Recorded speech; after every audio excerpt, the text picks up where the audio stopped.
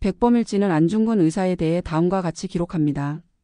진사는 아들이 셋 있었는데 맏아들은 중군으로 당년 16에 상투를 틀었고 자색 명주수건으로 머리를 동이고서 돈방총을 메고 노인당과 신상동으로 날마다 사냥을 다녔다. 중군은 연기가 넘치고 여러 군인들 중에도 사격술이 제일로 나는 새 달리는 짐승을 백발백중으로 맞추는 재주가 있었다. 안중근 의사가 어수선한 하얼빈 역사에서 이토 히로부미를 정확하게 사격할 수 있었던 것은 어렸을 적부터 남달랐던 사격 솜씨 덕분인 것 같습니다. 안중근 의사는 어렸을 적 초패왕처럼 장부로서 살기로 결심하고 글 공부에는 연연하지 않았다고 합니다. 그런데 이런 분이 돌아가시기 전에는 하루라도 책을 읽지 않으면 입안에 가시가 돋는다는 명언을 남겼으니 큰 사고를 가진 큰 인물은 자연스럽게 독서와 가까워지는 것 같습니다. 내가 만약 늙은 어미보다 먼저 죽은 것을 불효라 생각한다면 이 어미는 웃음거리가 될 것이다. 너의 죽음은 너 한 사람 것이 아니라 조선인 전체의 공분을 짊어지고 있는 것이다. 내가 항소를 한다면 그것은 일제의 목숨을 구걸하는 짓이다. 내가 나라를 위해 이에 이른즉 딴 마음 먹지 말고 죽으라. 옳은 일을 하고 받은 형이니 비겁하게 삶을 구하지 말고 대의에 죽는 것이 어미에 대한 효도이다. 아마도 이 편지는 이 어미가 너에게 쓰는 마지막 편지가 될 것이다. 여기에 너의 수의를 지어 보내니 이 옷을 입고 가거라. 어미는 현세에서 너와 재회하기를 기대치 않으니 다음 세상에는 반드시 선량한 천부의 아들이 되어 이 세상에 나오너라. 어떤 이는 여사에 대해 다음과 같이 말합니다.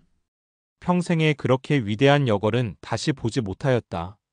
그러므로 과연 범이 범을 낳았다고 생각하였다.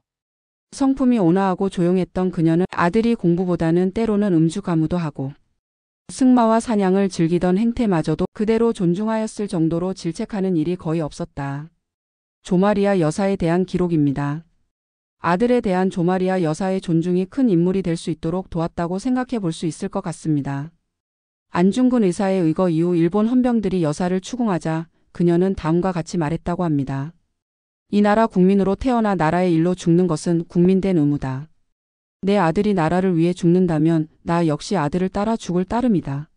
안중근 의사의 의거를 도운 이강 선생은 여사에 대해 다음과 같이 말합니다. 가끔 큰 싸움이 일어나면 그 어머니한테 와서 타협이 재판을 받고 모두 눈물을 흘리며 사과하던 1등. 평생에 그렇게 위대한 여걸은 다시 보지 못하였다. 그러므로 과연 범이 범을 낳았다고 생각하였다. 여사는 독립운동가들의 어머니였습니다.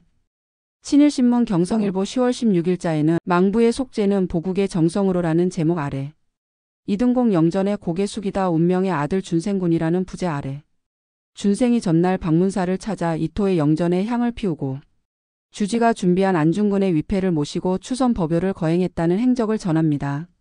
안준생 씨는 죽은 아버지의 죄를 내가 속죄하고 전력으로 보국의 정성을 다하고 싶다는 의지를 피력합니다. 다음 날인 10월 16일 안준생 씨는 조선호텔에서 이토의 둘째 아들 이토분키치를 만납니다.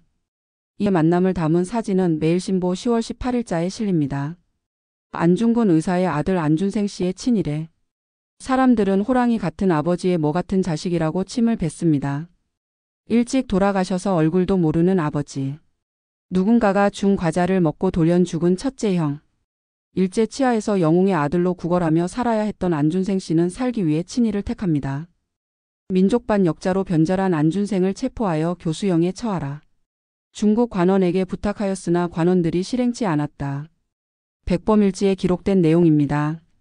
안중근 의사의 아들 안준생 씨는 이토 히로부미의 위패와 이토의 둘째 아들에게 사죄합니다. 변절하고 상해로 돌아온 아들을 본 김아려 여사는 그저 고생했다는 한마디를 했다고 전해집니다. 역사학자 이태진 교수님과 조마리아 여사의 후손 조동성 교수님이 원작을 쓴 역사소설 이토 히로부미 안중근을 쏘다에는 다음과 같은 대사가 나옵니다. 내 아들은 의사입니다. 영웅의 아들은 개 같은 삶을 살고 그 변절자의 자식은 다시 성공하고 아버지는 나라의 영웅이었지만 가족에겐 재앙이었죠. 나는 나라의 재앙이었지만 내 가족에겐 영웅입니다. 그는 잘못했지만 그의 삶을 보면서 독립운동가 후손분들의 삶을 생각하게 됩니다. 이토 히로부미를 하얼빈에서 저격해 죽인 후 안중근 의사는 리순 감옥에 수감되게 됩니다. 당시 일본군은 이토를 죽인 의사를 미워하였고 지바 도시치 상등병 또한 마찬가지였습니다. 지바는 안중근 의사의 전담 교도관을 맡게 됩니다. 지바는 안중근 의사가 죽기 전 몇 개월을 함께하며 안중근 의사의 말이 옳다는 것을 알게 되고 의사의 인격에 반하여 존경을 하게 됩니다. 사형 집행 당일 지바는 눈물로 안중근 의사에게 용서를 구합니다. 선생님, 일본인의 한 사람으로서 진심으로 용서를 빕니다. 죄송한 마음에 가슴이 저립니다. 앞으로 생을 바쳐 선한 사람이 되도록 정진하겠습니다. 안중근 의사는 지바에게 위국 헌신군인 본분이라는 유목을 써주고 미안해하지 말라 말씀하시고 사형을 당합니다.